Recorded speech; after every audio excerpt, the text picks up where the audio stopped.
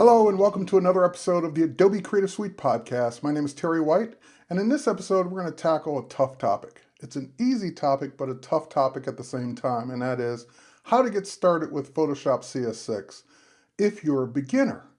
Because the reason this is tough is because we could spend 15 minutes, an hour, 2 hours on any one topic, and it would still be beginner. And there's no way to cover everything for a beginner in one video or one setting. So what I decided to do was take the approach of what are the 10 things that people asked the most how to do, and take those 10 things one by one and just knock them out in this video. So that way you'll have a foundation of how to use Photoshop if you're just starting out. Also, there are some rules involved. If you're an expert Photoshop user, then this video is probably not for you because you've already mastered these things. Secondly, if you have a way of doing something that I didn't do it that way, that's okay because Photoshop has an infinite number of possibilities and therefore several ways to do the same thing. So if you found a better way to do something or a way that's more comfortable for you, by all means do it that way because I won't be able to cover every way I know to do something in this short amount of time. So with that, let's go ahead and jump right in. The first thing we're going to do is we have a folder that actually has the images in it that I want to work on. Now you may be getting your images off your digital camera, you may be getting them off a scanner, you may be getting them off the web if you've downloaded royalty-free images or stock photography. And even that we could spend 15 minutes talking about all the ways to get your images into your computer. But we're just going to assume at this point you have some photos on your computer and you want to start working on them. So the first product we're going to work with is one that actually comes with Photoshop. It's called Adobe Bridge. So I'm just going to take this folder, drag it onto the Bridge icon, and have Bridge open up that folder of images. Now these are the images we're going to work on for the next few minutes to cover as many of these topics as we can, hopefully all 10. So let's go ahead and jump on topic number 1. I'm going to go ahead and open up this photo. And the first thing that people usually want to know how to do is they want to know every single tool and what it does. And I'm not going to cover that.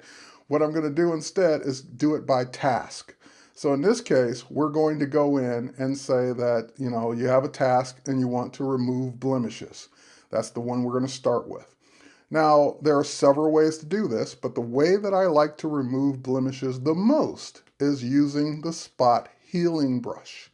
That's the spot healing brush on your tool panel. And when you bring it over, you will normally have a circle. That's your brush. Now, by the way, I'm working with a Wacom tablet. I'm working with an Intuos 5. And while you can do what we're going to do with a mouse or a trackball or trackpad, I highly recommend a tablet for Photoshop work. It's just going to make your life easier and you're going to benefit from it every time you use Photoshop. And even their lowest price $50 tablet is better than your most expensive mouse you can buy. So get a tablet. Now the next thing is when you bring this tool over to Photoshop and you're just opening Photoshop for the first time, you're going to be on what's called the background, and we're going to work on layers in just a moment. But you're going to be on the background, and so therefore any changes you make, you're making them to the actual image. Now the circle that you get will either be a circle or it will be like a set of crosshairs like that. That's because I have the caps locked down. So if you don't have the circle, make sure your caps lock is off so you can get the circle. Now, the circle itself it's your brush size. It can be hard, it can be soft. I normally like to work with a very soft brush. So we can go ahead and soften this up so that we have a nice soft brush to work with. And all I did was just click on this to get to the brush size, which can make it smaller or larger, and softer or harder. So I like a soft brush to work with. Now you can also, I said I would show you keyboard shortcuts. You can also make your brush bigger and smaller if you have bracket keys on your keyboard. So on the US keyboards, that would be next to the letter P.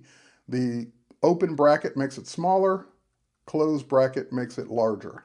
So now that I've got this, I'm just going to go ahead and what blemishes do I want to get rid of? I want to get rid of the pimples and things that you probably wouldn't notice when you saw the person. And also the things that wouldn't be there maybe in a week if it's a pimple especially. Now I am going to leave things like freckles because that's her face. That's the way her face normally looks and she probably likes her freckles. So when you're deciding what to get rid of, you're typically getting rid of the things that are temporary on the person, like a bruise or a scar that, will ultimately heal, but didn't heal before you took the photo. Or things that, you don't notice when you're looking at the person in person. Now, as you can see, I'm either clicking or painting with this tool to remove these things, and I just personally don't like necklines, so I'm just removing those even though everyone has them. Okay, so this is the way this tool works, and again, you will decide between you and your client, or just you, what to get rid of, but this is one quick way to get rid of blemishes. Just using the spot healing brush. It's my favorite way to do it because it doesn't require you to do anything extra. You don't have to sample anything, you don't have to guess. You just start painting with this tool, and it uses the surrounding pixels to make the adjustment. So it used all the skin around that particular blemish to start to get rid of the blemish. Okay, so that's number one, how to remove blemishes. Number two, and by the way, it's not just blemishes. Maybe you want to get rid of some stray hairs here, which I do want to get rid of. Number two is filters. And filters can be done or used for an artistic effect, or they can be used as a utility. So if I go under my filter menu, I have a filter, for example, called oil paint. And when I bring up oil paint, it will give you sliders over here on the right, so you can adjust how the paint looks. And what this is doing or simulating is what my image would look like if it were hand painted. And that's for effect. Now, if I click OK, that will do that effect on the actual image, on the background, and if I save and close, I have now permanently changed this photo. So we're going to see ways to not permanently change your photo, but for now I'm just going to undo. The other filter that I'm actually going to use is called Liquify. Now, Liquify is for pushing pixels around in your image. So for example, I don't like that little dip in her hair. It's natural, it's where the hair is parted, but I'm just going to push it up a little bit so that it's a little bit smoother going around there. And again, you will make your brush size as big as you need it to be or as small as you need it to be for the thing you're trying to push or pull. So again, we can just pull this out and push in where we need to, pull out where we don't want to push in, and you can kind of round things out, smooth things out, move things around. You can go crazy with it and do things like that, but please don't. You will do unless you're trying to make some kind of weird alien effect. But that's what it's for. It's literally for pushing pixels around. Now, there are other tools here, brush size, stylus pressure, all of these things can be applied, especially if you're working with a tablet. But that's kind of the effect that we're looking for. So we'll click OK, and that will basically take it from that, which is undo, to that, which just kind of pushes it out a little bit. Now, I went a little crazy over here on the right-hand side. And so if I undo it, it's going to undo everything, but I'm going to introduce you to your history brush. What the history brush will allow me to do is paint in undos. So I can paint back the hair before I did it in this one spot where I didn't like the way it worked. Or if I undo that and I just want to undo this one little glitch here, I can do that. So history brush is like your undo on a brush. All right, so now that's blemishes and filters. Now let's talk about layers. So I'm going to go into a different photo here. We're done with this one. We can go ahead and close it. And by the way, you have Bridge, which we originally went to get the photos, but you also have a panel called Mini Bridge. In Mini Bridge, you can navigate to the same folder you were just in and grab the images right in Photoshop without having to leave Photoshop. So let's go ahead and double click on this one. And we can put Mini Bridge away. And now I need to make this image larger. You have a magnifying tool. Let's go ahead and just zoom in on it so I can work on it better. And on this particular image, I want to talk about layers and the two types of layers we're going to work with as a beginner. Now layers, if you think of layers, think of them as your original images on the bottom, and you're putting clear pieces of acetate on top. And whatever you do on the acetate, of course, is not affecting, you're protecting what's underneath. So that's the way these layers work in Photoshop. So if I add a new layer by clicking the new layer icon, layer number 1, and it would be layer number 2 after that. Whatever layer selected, that's the layer I'm working on, and therefore it is not affecting anything underneath that layer. So for example, if I were to just grab the paintbrush and start painting with red paint and ruining the photo, oh no, you've painted over him.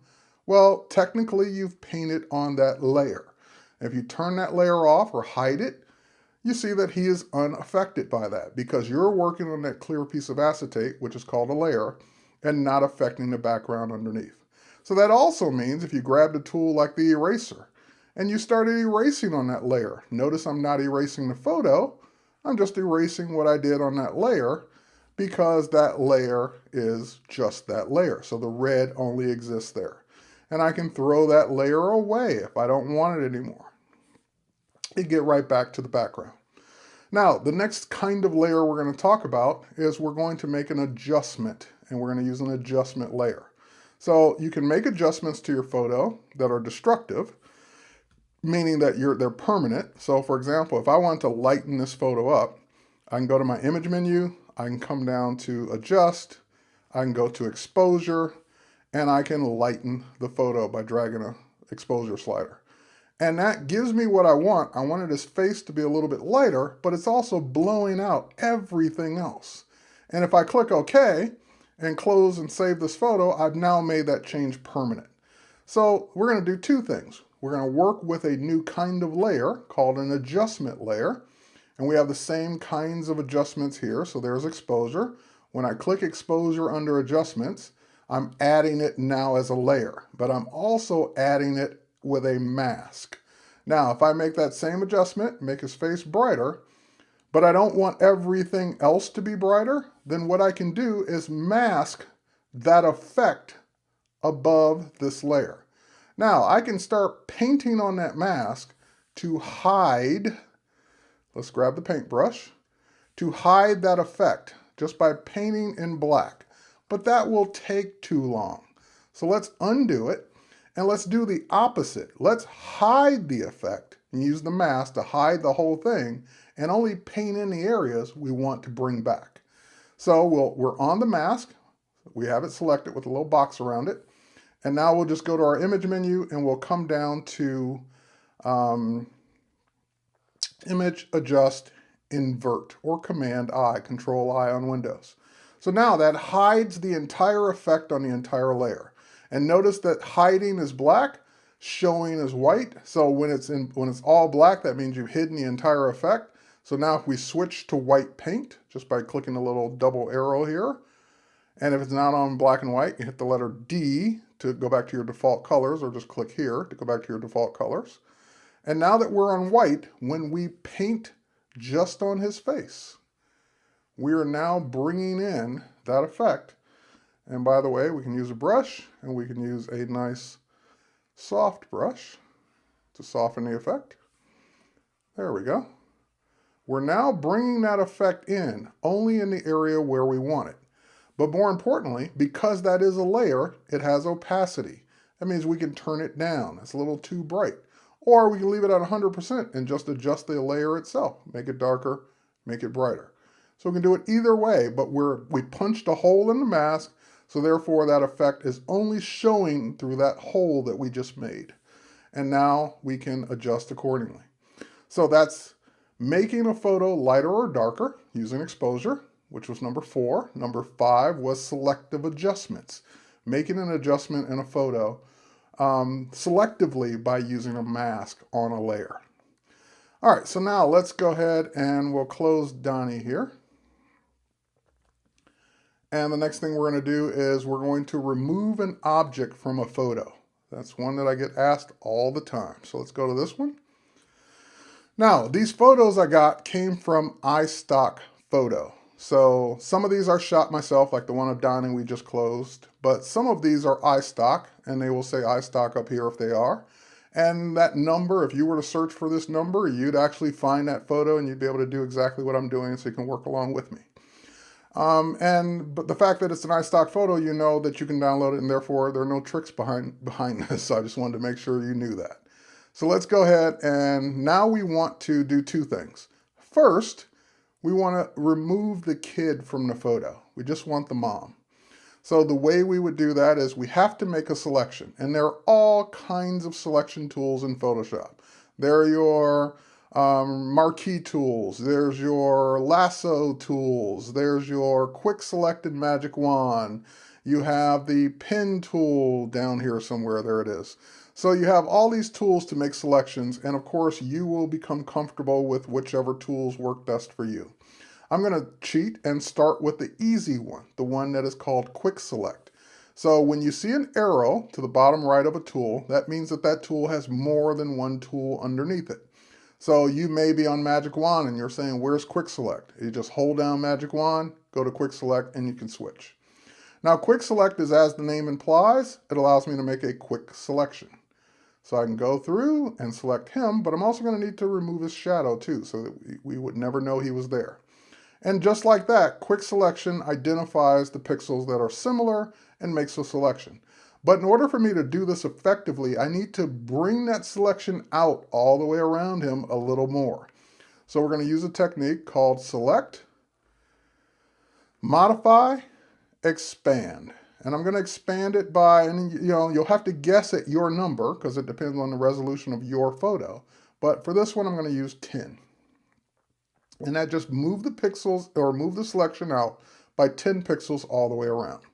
Now we're going to use some Photoshop magic that was introduced in CS5 and of course is in CS6 called Content Aware Fill. Now you can bring up Content Aware Fill as long as you're on the background, you're not on a layer, by just hitting your delete key on the keyboard. That will bring up your fill dialog box. And the first time I recorded a video showing Content Aware Fill, I must have had a million comments that said, whenever I hit delete, it doesn't work, or when I do, I don't have a delete key on my keyboard because I'm in a different country, or I'm on a PC, or I'm this or that. So here, let's just cancel. If for whatever reason delete doesn't bring that up for you, go to edit, fill. It's the same thing. So delete just is the shortcut to bring that up. So now that we're on fill, and make sure you're not on one of these other options, you're on content aware, we click OK. And Photoshop will use the surrounding pixels to fill that in. And that's the beauty of it. Now, did it do it perfectly? No, I can see some little spots around here or highlights of the head because I know he was there. So now you can use your other methods that we just talked about to simply get rid of those. And now they're gone. And now that one's gone. And now he's gone. So there it is. Kid's gone out of the photo. Removing an object out of the photo with Content Aware Fill. So I'm going to undo, and bring it back. And I did my undos from the keyboard. Step backwards on the Mac is Command Option Z. On PC, that would be Control Alt Z to step back one step at a time because it has multiple undos. The next thing we're going to do is in CS6, we have a new tool underneath your spot healing brush called Content Aware Move. So I want to now move the kid closer to his mom. Oh, okay, so here we go. We'll make sure the mode's on move. We make sure the adaptation starts off on medium. You can experiment with these to get the best results for your photo. But I'm going to start on medium and just pick the kid up and move him closer to his mom. Bring them down a little bit so the feet are kind of aligned, shadows are aligned, let go, and let Photoshop do its magic, which is move the kid and get rid of the original kid. And again, kind of left some of that highlight left over. So now we're going to use a different tool. We could use spot healing, but we're going to use the patch tool because it's faster to make a selection of this stuff that got left behind. There we go, just draw around it, drag it to a spot where that doesn't exist, let go and have it take care of it. So the patch tool is great for getting rid of things in a photo as well as using Content Aware Fill. So there you go, removing an object, number 6, moving an object, number 7. What's number 8? Let's go ahead and close this. And for number 8, going back to Mini Bridge, we're going to work on 2 photos at the same time. So we're going to select this one. Actually, we'll open this one first. Actually, it doesn't really matter, but yeah, let's open up this one first. We'll open up the background first. And we'll open up this one next. And we're going to do the age-old thing that people always want to know how to do. How do I take a photo on one background and put it on a different one? So they're both open in these tabs here. And what I want to do is, of course, put the photo of the model on the photo of the background, the stock background from iStock. So I took this photo in the studio. This photo I downloaded from iStockPhoto.com.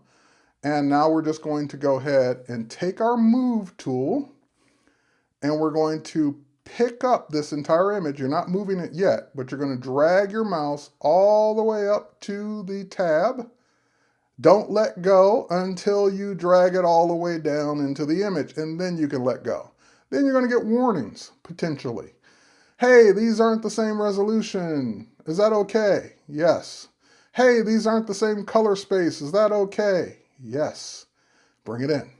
So Photoshop was just doing a good job of telling me that these two photos don't match from the standpoint of one was shot at 16-bit on a Nikon camera, the other one wasn't. One was in, Pro RGB, the other one was in sRGB or something else, or Adobe RGB. So it's just letting me know all this technical things about why those two photos aren't the same. So now that's okay. We'll just go ahead now and use our zoom tool, and we'll zoom in. And now you can see we're now working with two different photo layers. We have the background, and we have layer 1, which is the model. Now, we can't move these around because the background always has to stay on the bottom. So I can't put the background on top even if I wanted to. But the way we can get around that is this little lock, which is locking it in place. We can drag that little lock to the trash of the layers, and now I can pick this layer up and put that on top if that's what I want it to do, but it's not. So let's go to layer 1, which contains our model, and in order for me to get rid of that background without too much work, I'm going to have to make a selection of the model. So to do that, we're going to do the same thing we did before. Quick select because it's fast, not because it's great, because it's quick. So we'll do a quick selection, select her arm, select the guitar, and the other arm, the other leg. Just trying to make sure we don't miss things here. The neck of the guitar here. Let's make sure we get all those pieces. And sometimes Photoshop will do that. It will start selecting more. It says, oh, you want all this? I'll get all this too. And obviously we don't want all that. So notice that this tool has a plus sign in the middle of it. That means it's adding to the selection. When you want to subtract, you hold down your Option or Alt key.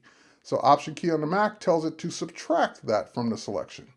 Option key on the Mac tells it to subtract this part under the guitar from the selection.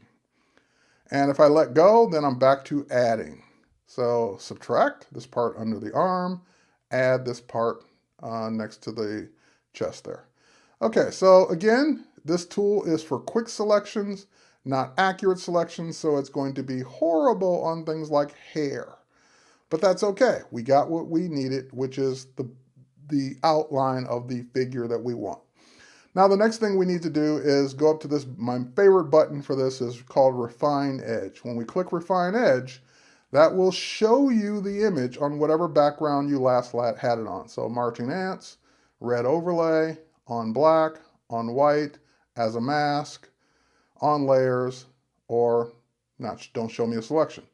So obviously showing it on layers is kind of cool because you can actually see it on the background that you're compositing it to.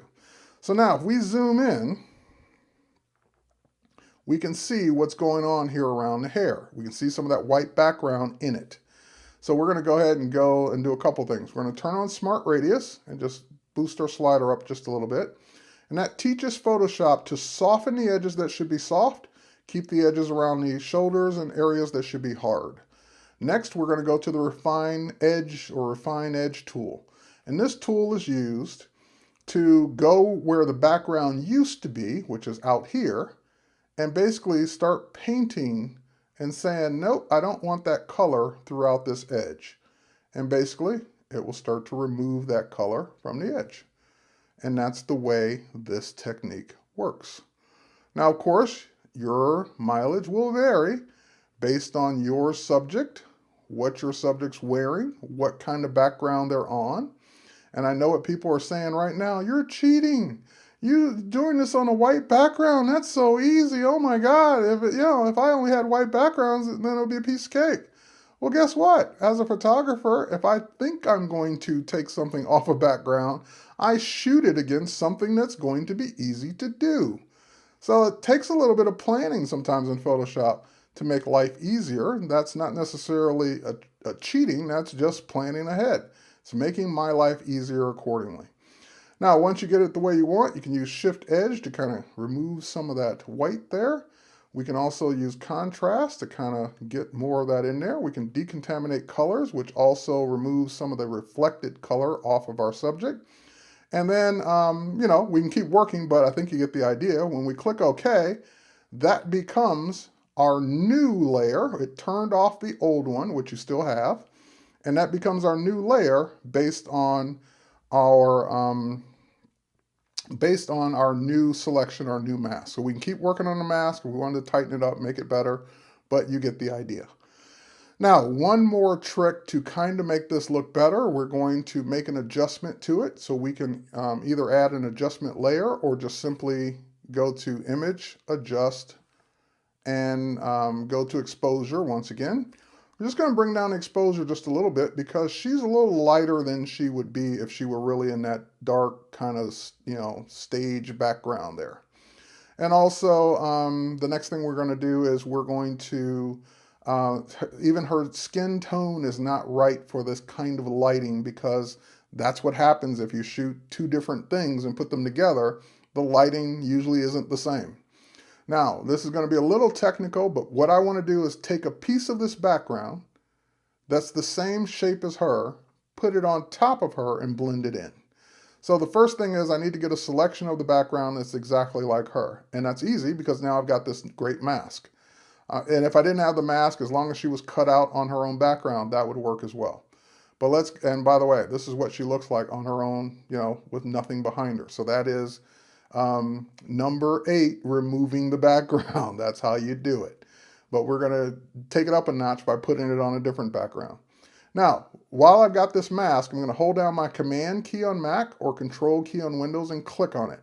That tells it to make a selection that's the same shape as everything we just cut out. Now we're going to go to the background and we're just going to make a copy of that background in the shape we just selected. So layer, let's say layer, we want new layer via copy. I'm always doing Command J, so it took me a minute to find it. New layer via copy makes a new layer that is just that. It's just the background of her cut out. Now we're going to take that new layer and drag it all the way up to the top so it's on top of her. And then we're going to take that layer and we can either blend it in, but I kind of like the colors the way they are. I'm just going to simply set the blending mode from normal to color and then lower the opacity to bring back her original color in a little bit more so that maybe around 20%. This is before, that's after, just kind of toning her down into the same color as the background she is now on. Using this color that we cut out of the background, duplicate it and put it above her. So that would be our finished photo. Just wanted you to have the idea to do that. Now, for those of you who said I cheated, for those of you who said, oh my God, that was so easy, it was on a white background, I've got one for you. Let's go back to Mini Bridge. And let's go ahead and do this. Let's double click on this photo. And this is the background I want to put her on. And this one is not so easy. This one is not as easy, at least, because in this photo, the problem is she has blonde hair against kind of a blonde wood. It's going to be hard for Photoshop to figure that out. We've got the hat and everything too with shadows on it. So not as easily, because this is stock photography. This one actually came from my stock, and it wasn't shot with the intention of putting it on a different background. But this is the background I want to put it on. So we're going to take this background, we're going to work the opposite way, just so you know how. Use our Move tool, drag it into the Cowgirl tab, Drag it down into the image and let go. You're going to get the warning about the color space. That's okay. And now we've got the background on top. I did this on purpose so you can learn how to size it. So we're going to go up to our edit menu, free transform. That'll put handles around it. Hold down your shift key so that you can scale it proportionally and bring it up. Okay, great. Click OK, hit enter, click the little check mark, whatever you want. And now we've got the problem with what we want as the background, which should be on top. We can't drag it on top because the background's always on the bottom. But if you double click on it, that'll turn it into a layer. Or if you drag the lock to the trash, that will turn it into a layer. And now you can rearrange the order. Okay, great. So now we've got our cowgirl selected on top, and we do the same thing. But this is not going to be as easy. So let's go ahead and do our selection. Quick select, quickly select. That's why we use quick select, because it's quick. There we go. Not because it's accurate. If you really wanted to be accurate, you'd use something like the pen tool and trace your way around the image. But so many times I'm going to use refine edge, I really just don't need the pen tool accuracy for this kind of stuff. Now we're going to go ahead and make that smaller, get this little part under the arm there. And I think I got everything. I got the hand. Yep, got all that. Got the shoulder, got the hair, got the hat.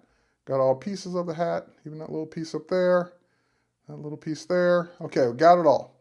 So same thing, refine edge. When we do refine edge, that shows us what we've got so far. Again, we can put this on anything we want. We can see it on the mask. We can see it on black and white, black or white, I should say. Overlay, marching ants, whatever you want. Now, I'm going to keep it on white just for a moment here. We're going to see, again, Smart Radius to kind of soften up that selection where it needs to be soft. Keep it hard around the hat where it needs to be hard. And again, if we go too far, we'll start bringing in garbage. So we don't want to go too far with that. All right, next, we're going to use the Refine Radius tool to kind of get rid of some of that background color around the edges here and bring back in some of the hair. So we just start kind of getting that out. And you're saying, well, wait, that's not really doing a good job. Well, you're right, because you're working on a background of wood, and that's not easy to do. You wanted something that wasn't easy. This is something that's not easy. But anyway, I can keep going, kind of trying to bring back in the hair, and then I can tweak what I've done with the sliders. So we can say Shift Edge, kind of tone that down a little bit. And again, you go too far, you'll start cutting the hair off. We can also use contrast to bring that back in as well. So we're trying to get the little stray areas of hair without having too much of a shade on it. All right, once we're happy with it, again, decontaminate colors, kind of turn off some of the color that might have been reflected onto her. That will also automatically put it on a mask for us. Again, you can play around with the Shift Edge until you're happy. But if we look at this against what it's going to be on, or anything else, you really won't notice it as much. That's the point, is that while you would see it on nothing, you wouldn't see it as much on a background like we have it here. So once again, we'll click out of this, we'll click OK. That becomes our new image. Once again, we will tone down that layer, image, adjust. We can use exposure, we can use levels. Let's try levels this time. In levels, we have shadows, midtones, highlights. We're going to go ahead and adjust the midtones just down just a bit. Because again, she was very bright against that not so bright background. And next thing we're going to do is we're going to do the same technique. So hold down the Command key, click on that layer, make that selection or layer mask, make that selection of her, go to the background and new layer via copy or Command J on the keyboard Mac, Control J on the keyboard Windows. That will make a layer of her shape out of the background. We're going to take that layer and move it to the top. Now we're going to average those colors, the things we didn't do on the other one. We're going to say Filter, Blur, Average. Average the colors of the blue, the orange, the brown, the beige. Average it out. That's what it should average out to. Now we set the blending mode to color. There we go. And we lower the opacity till it looks the way you want it to look. So just a hint of that color around her on her. And again, that's our effect. So last but not least, two more things. Let's jump back over to the concert image we worked on. Let's add some type to it. So let's go ahead and click on our text tool. This will be number 9. Click our text tool, and we're just going to type rock star. Okay, so I typed it a little high, so we click the little check mark there. And we can move this around because type is automatically always on its own layer. So we can move that down. We can go ahead and go back to our type tool and make any corrections, like I didn't capitalize the O there. We can also change the font to whatever we want. So let's see what I've got here. Do I have, we grab this little A byte font there. We can also adjust the size. So right now it's 168 points. I don't think we need it that big, but we probably do want it bigger than 72.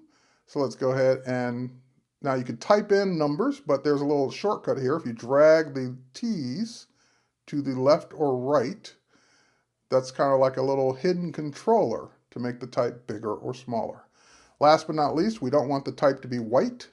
We can click the white and make it whatever color we want or mix, but we can also, if you drag onto the image or just move onto the image, you can make it whatever color from the image you want. So I actually like the color of her leg. We'll use that as our rockstar type. So adding type to a photo will make it stand out a little bit more by adding an effect to it like drop shadow. We're on that layer, so drop shadow applies to that layer. We can pick the shadow up, move it around, click OK. We've got our type. And again, that's just a layer. You can turn it on and off, move it around with the move tool, put it wherever you want it to be because it's above the image. And whatever you do to it, it will only happen to that particular layer. All right, last thing we're going to do is save. Let's go up to our File menu and choose Save. Now, when we choose Save or Save As, it will automatically default this to a Photoshop file because you're making a file that has layers in it. And you're going to want to be able to always come back and edit these layers. And the file format that contains those layers is .psd. That's what we want, so we'll click Save. Now that will make a Photoshop layered file that we can always open back up, turn layers on and off, delete layers, adjust the mask, do whatever we want to do.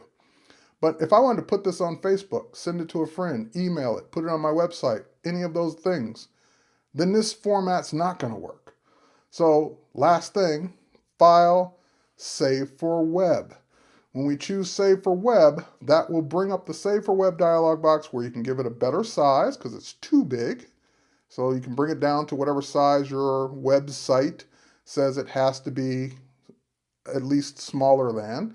1024 is a good web size. You can make it even smaller. So let's say, for example, you wanted to make it 800 is the highest or the longest dimension. And that will automatically size it width and height accordingly. You can choose the quality, you can choose the format, JPEG, GIF, PNG, so forth and so on. JPEG is the most common format for images. And that's going to bring the file size all the way down to 78.41K. So we're going to go ahead and click Save. It's going to ask us where. We can call it whatever we want. So we can say Rockstar Web Image. So that's the one that's going to go on our website or Facebook or whatever, and away we go. So I hope you learned something. I know that was rapid fire, 10 things in Photoshop for the beginner, but you know what? Those are the 10 things people always ask me how to do, so I've covered them. Now, if you missed something, you need to learn more, there are all these resources out there, including my podcast and Adobe TV and more and more and more and more and more. But for now, you've got this video. You can always go back, watch it again, see which things you need to do over and over again until you get it better. Thanks again for watching. My name is Terry White. We'll catch you next time.